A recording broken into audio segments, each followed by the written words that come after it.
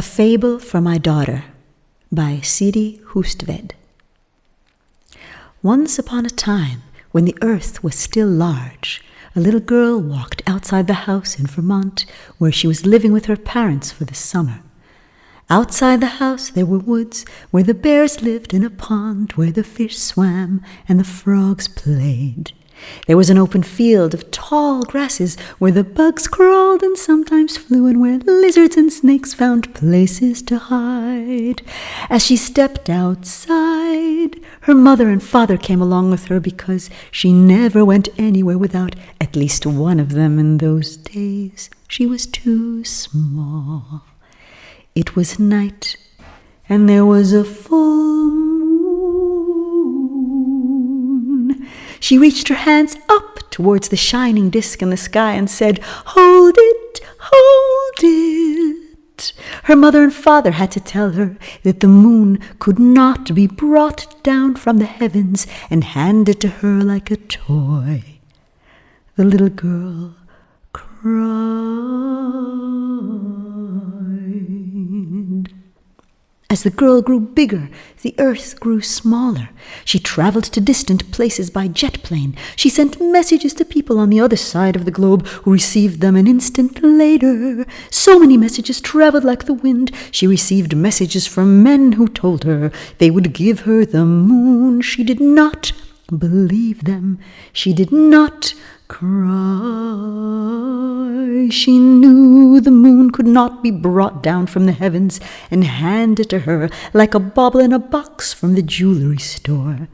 But she noticed that the men who promised her the moon treated the earth as if it were a toy or a bracelet that could be bought and sold. They believed they owned it. They shouted so much, and they sent so many emphatic messages on their speedy machines. And they started to forget. They forgot they belong to the earth, and the earth belongs to the sun. They forgot that when the moon breathes, the tide goes in and out. They forgot that one thing becomes another. They forgot they were once fused cells growing inside another person's body. They forgot they had been born. They forgot their own relatives, the woods and ponds and fields and bears and fish and frogs and bugs and the lizards and the snakes. They forgot they needed their relatives to stay alive. The girl became a woman. She read many, many books. She grew wiser. She understood the ironies of living. She knew she couldn't always tell one thing from another. She noticed that things were always changing. She noticed that sometimes things had to change to remain the same. She learned the word hubris. Sometimes she cried because the earth had shrunk even more, and people screamed at the top of their voices and sent more and more mechanical messages in zeros and ones, and they were so sure their hateful messages were right and true that her own message about the clouds of uncertainty was lost. She imagined better worlds in many colors. She imagined better worlds in many colors. She watched the moon grow and shrink. Every month she felt its pull. She talked to the animals. She remembered her dreams. She sang,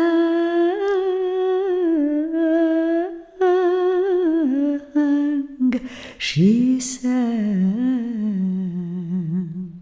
she sang.